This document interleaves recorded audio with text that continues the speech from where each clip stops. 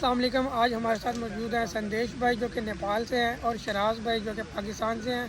ये बहुत अभी रिसेंटली यहाँ पे आए हैं और इनको काफ़ी ज़्यादा इश्यूज फेस करने पड़े यहाँ पे आके, जो कि ये कह रहे थे कि हमारी वीडियोस देखने से इनको काफ़ी हेल्प मिली है, लेकिन फिर भी कुछ ऐसे टॉपिक्स हैं, कुछ ऐसी चीज़ें हैं जिनको हाईलाइट करना ज़रूरी है।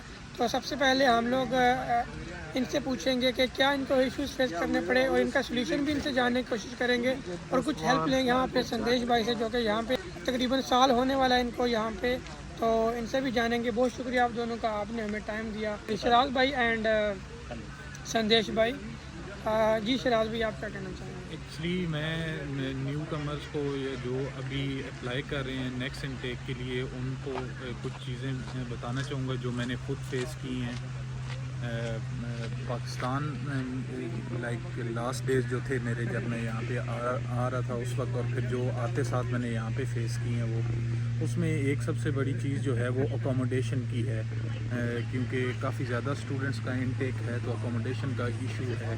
तो और दूसरी चीज़ ये भी है कि आप पाकिस्तान से जब या इंडिया से या किसी भी अपने कंट्री से, होम कंट्री से आ रहे हैं, तो आप या तो पहले वहाँ से अपनी अकोमोडेशन बुक कर लें which will be suitable for you, या फिर ये है कि आप अगर किसी रिलेटिव फ्रेंड के पास आ रहे हैं तो जहाँ पे भी आप लैंड कर रहे हैं या वो जहाँ पे रह रहे हैं वहाँ से आप यूनिवर्सिटी का डिस्टेंस और ट्रैवलिंग चेक कर लें कि वहाँ से आपको ट्रेन फिजिबल रहेगी या नहीं रहेगी, बस अवेलेबल होगी, उसका कितना डिस्टेंस है, ये चीज़ आपको देखनी पड़ेगी। दूसरी एक चीज़, यहाँ पे जो मुझे 2-3 स्टूडेंट्स वो भी न्यू कमर थे वो मिले हैं, तो उनका फ़ी का इशू है, उनकी ऑनलाइन रजिस्ट्रेशन कंप्लीट ही नहीं हो रही, बिकॉज़ ज़्यादातर लोगों ने 2000 डिपॉज़िट या 4000 डिपॉज़िट किया हुआ है और उसके बाद उन्होंने वो इसी सोच पे आ गए हैं यहाँ पे कि हम आएंगे तो आफ्टर सम टाइम इंस्टॉलमेंट में पे कर देंगे। तो ये सबसे बेहतर ये है कि आप यूनिवर्सिटी की इनकम के सेक्शन में आप ईमेल करें और उनसे पहले अगर आपने इंस्टॉलमेंट वगैरह करनी है तो वहाँ से चेक करके आएँ।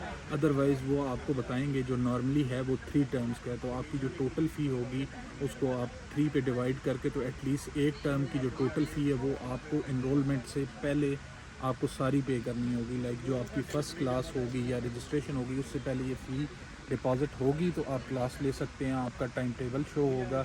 वरना आप बेशक यहाँ पे आते रहें, क्लास भी लेते रहें, ना आपकी अटेंडेंस लगेगी, ना आपकी इनरोलमेंट होगी, कोई भी प्रोसेस आगे नहीं हो सकेगा। मतलब ये कि जब तक आपकी रजिस्ट्रेशन ही नहीं हुई, जैसे मतलब आप जब तक यूनिवर्सिटी के ऑफिशियली स्टूडेंट ही नहीं बने जी, तो आप क्लास नहीं ले सकते हैं।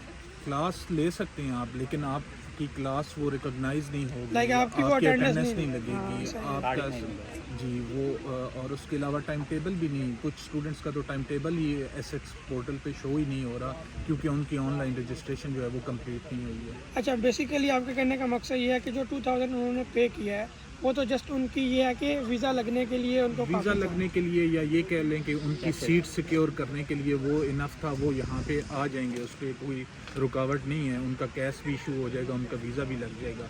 लेकिन क्लास लेने के लिए एटलीस्ट जो भी टोटल फ़ी है उसका 1/3 आपको before starting of class registration complete करने के लिए पे करना होगा। तो वो अरेंजमेंट या तो वहाँ से करके आएँ या फिर यहाँ साथ लेके आते हैं तो यहाँ पे करना होगा उन्हें।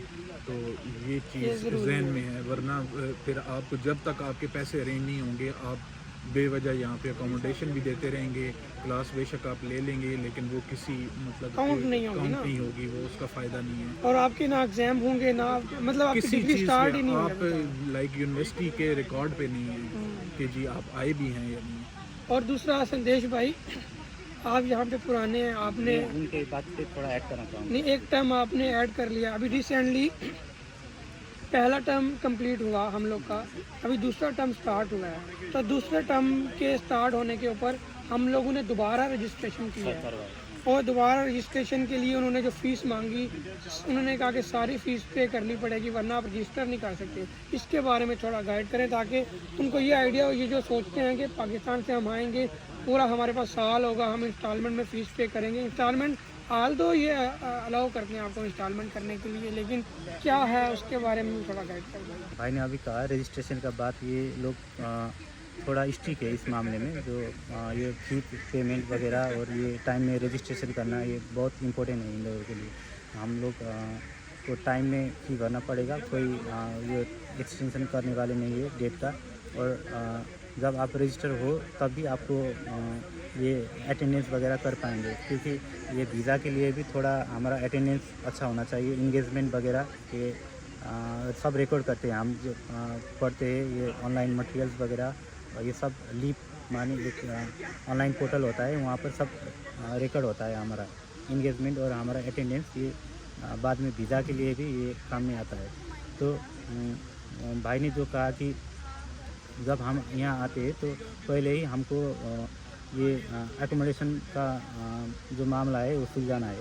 तो यहाँ पर क्या गलती हो जाती है कि यहाँ पर स्पैमर्स वगैरह ये जो होता है ना, फेक लोग ये रेंट देने के लिए वो मैसेंजर ये फेसबुक के मार्केट प्लेस वगैरह में रूम रखते हैं, इस पे रूम रखते हैं और ये फेक रूम रखते हैं, वो सिर्फ फ़ोटो वगैरह रखते हैं और सब लोग सब चीज़ जैसे सिस्टमेटिक जैसे दिखाना चाहते हैं ऑनलाइन में।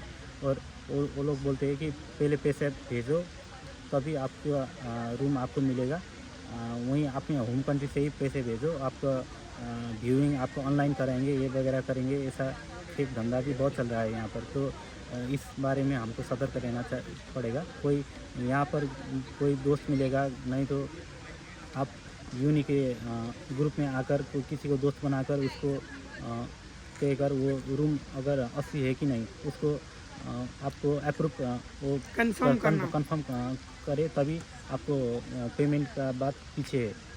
तो ये एक बात हो गई। और दूसरी बात जो थी अभी हाँ, ये यहाँ पर आने के बाद फिर ये रजिस्ट्रेशन वगैरह हमको टाइम में करना पड़ेगा।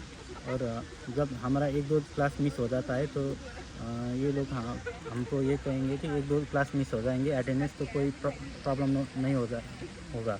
तो उनके लिए तो ये सही है कि क्योंकि 1-2 क्लास मिस होगा तो कोई फ़र्क नहीं पड़ेगा बोल देंगे, पर हमारा बाद में कोई इशू होगा तो अटेंडेंस लगभग 80% नहीं होगा तो बाद में कुछ प्रॉब्लम भी हो सकती है। PSW के लिए वीज़ा भी मसला हो सकता है। हाँ, तो इस बारे में हमको सतर्क रह के आगे का कोशिश आगे बढ़ना चाहिए। बेसिकली संदेश भाई ये कहना चाह रहे हैं कि जो अटेंडेंस है ना वो बहुत ज़्यादा ज़रूरी है और आपकी रजिस्ट्रेशन बहुत ज़रूरी है। अगर आपने रजिस्ट्रेशन टाइम पे नहीं करवाई, आप यहाँ पे 2000 पाउंड दे के आ जाते हैं, आपकी फ़ीस जो है वो आपने नहीं दी, आपकी रजिस्ट्रेशन नहीं होगी, रजिस्ट्रेशन नहीं होगी, आपकी अटेंडेंस नहीं लगेगी। जब आपकी अटेंडेंस नहीं लगेगी, आपका रिकॉर्ड मेंटेन होता है ऑनलाइन, आपने कार्ड यहाँ पे टैप करना होता है अटेंडेंस के लिए।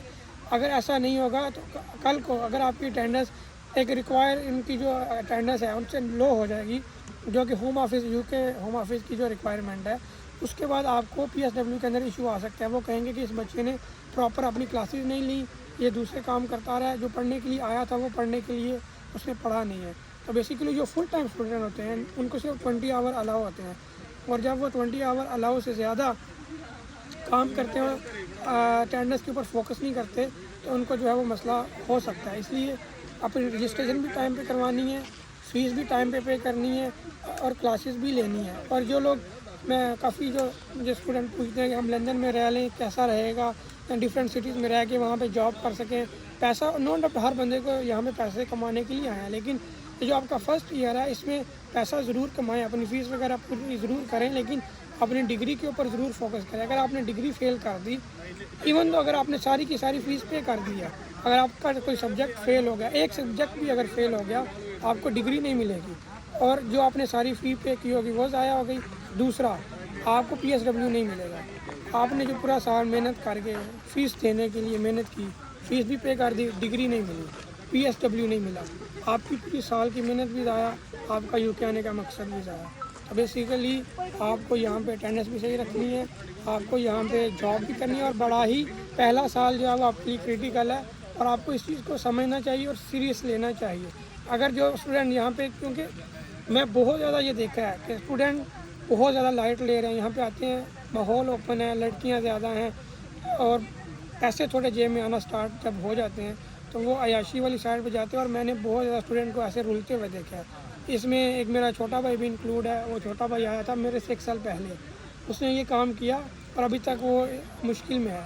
मैं आपको ये बात बार बार कह रहा हूँ बिल्कुल भी यहाँ पे आके पहला साल कोई भी मिसअंडरस्टैंडिंग ना रखें अपने जहन में कि आप कोई थोड़ा सा लूज़ रखेंगे अपने आप को तो आपकी चीज़ें क्लियर हो जाएंगी। बहुत मुश्किल है, बहुत ज़्यादा मुश्किल है। और सब्जेक्ट पाकिस्तान की तरह या नहीं है कि आप पास कर लोगे और पैसे दे के असाइनमेंट बनवा लोगे। अगर पैसे दे के असाइनमेंट बनवाते हो, और हुआ है ऐसे स्टूडेंट के साथ कि असाइनमेंट उन्होंने बनवा के दे दी, पैसे ले लिए, फेल हो गए, और जब उनसे पूछते हैं वो कहते हैं हमारा इसमें क्या कसूर है, हमने तो बना के दिया, आपके प्रोफेसर ने नहीं दिए। वो पैसे अपनी असाइनमेंट वाले ले लेते हैं, क्योंकि रिज़ल्ट तो आना होता है लेट, 1 महीने बाद या 2 वीक बाद, 3 वीक बाद। असाइनमेंट बनाने वाले ने आपसे पैसे ले लेने, असाइनमेंट बना के दे देनी है। कल को आपकी असाइनमेंट फेल होगी, वो रिस्पॉन्सिबल नहीं होगा। डिग्री किसकी ख़राब हुई? आपकी। तो किसको मसला हुआ? आपको मसला हुआ। पाकिस्तान से आप, इंडिया से आप इतने, नेपाल से आप इतने पैसे लगा के आए हो और इतने ज़्यादा रिस्क ले रहे हो, तो ये मुझे लगता है कि ये बहुत आपके लिए मुश्किल होगा। पहला साल आपके लिए बहुत ही इम्पोर्टेंट है, इसको बिल्कुल भी वेस्ट टाइम नहीं करना है। अपने टाइम को बहुत ज़्यादा कीमती बनाएं और अपने आप को बहुत ज़्यादा जो है वो सोच समझ के चलें, ताकि जो है आपको डिग्री भी मिल सके, PSW भी मिल सके, स्पॉन्सरशिप भी मिल सके और आगे की आपकी ज़िंदगी आसान हो सके। Thank you. कोई बात अगर करनी है? बस एक छोटी सी बात और ऐड करूँगा कि जिस ईमेल से अगर आप अपने होम कंट्री से अगर थ्रू कंसल्टेंट अप्लाई कर रहे हैं तो कंसल्टेंट के पास आपका एक करस्पॉन्डेंस ईमेल होगा जिससे वो यूनिवर्सिटी से राब्ते में होगा, और उसके बाद फिर यूनिवर्सिटी अपना आपका एक अलॉटेड एसेक्स का ईमेल जो है वो अलॉट करती है। वो आप अगर ख़ुद कर रहे हैं तो आपके नॉलेज में होगा, आपको ईमेल आ जाएगी कि ये आपका ईमेल एड्रेस है, ये इसका पासवर्ड है। उसको चेंज करके आप उसको लाजमी रोज़ाना की बेसिस पे चेक करें, ताकि आपको यहाँ पहुँचने से पहले हर एक ईमेल को पढ़ें थॉरली। उसमें सारे लिंक्स दिए हुए हैं, रजिस्ट्रेशन से related, right to study check से रिलेटेड, कार्ड कैसे इशू होगा, पॉकेट एसेक्स क्या है, उसमें क्या क्या एप्लीकेशंस हैं, उनका क्या मकसद है, कोर्स वर्क से रिलेटेड हर चीज़ की इन्फॉर्मेशन ऑनलाइन है। तो आपने वो लिंक्स लाजमी पढ़ने हैं, ताकि आपको जब यहाँ पे आप लैंड करें या आपका 1 वीक गुजर जाए तो आप इतने वेल प्रिपेयर्ड हों कि फिर यहाँ पे आपको प्रॉब्लम्स तो होंगी, लाजमी बात है, लेकिन वो मिनिमाइज़ हो जाएं कम से कम। और मैं एक बात और ऐड करना चाहूँगा, जो खुद अप्लाई करते हैं तो उन लोगों को लिए कभी कभार ये प्रॉब्लम हो जाती है कि यूनि को ईमेल करो, उनको बहुत सारा ईमेल आता है तो बहुत लेट रिप्लाई करते हैं। तो हमको जब भी आते हैं तो इनकम के फ़ी के बारे में भी समझने के लिए और सब चीज़ के लिए समझने के लिए ईमेल करते रहना है 2-3 दिन में। और वहाँ पर और आप अर्जेंट और आपका वो लिखे उसका हेडिंग में, तो वो जल्दी भी देख सकते हैं। तो वो एक बात करना है। और आपका अगर ईमेल रिप्लाई नहीं हो रहा है तो आप यूनी को डायरेक्ट फ़ोन कर सकते हैं टाइम में, और वो फ़ोन उठाएंगे, टाइम लगेगा, और फ़ोन में बात करके आपका इश्यू जो भी है वो आपको फ़ोन में कहेंगे तो वो थोड़ा जल्दी हो जाएगा। और वैसे भी यूनिवर्सिटी की वेबसाइट पर मेरे ख्याल में लाइव चैट का ऑप्शन भी है, वहाँ पे आप डायरेक्टली भी जा सकते हैं और वो भी आंसर आपको मिल सकता है। बहरहाल ये जो भाई ने बात बताई है, शराज भाई ने, कि पॉकेट एसेक्स जो है ऐप है, ये भी आप इंस्टॉल कर लें। इसके अलावा फर्दर अगर आपको कोई इशू आ रहा है आप कमेंट में ज़रूर मेंशन करें, ताकि हम लोग उसके ऊपर वीडियो बना के आप लोग को गाइड कर सकें। फिर भी अगर कोई आंसर, कोई क्वेश्चन आपका हो तो आप हमें पूछ सकते हैं। इंशाल्लाह होपफुली हम उसका आंसर करने की कोशिश करेंगे। इजाज़त दें, अल्लाह हाफिज़।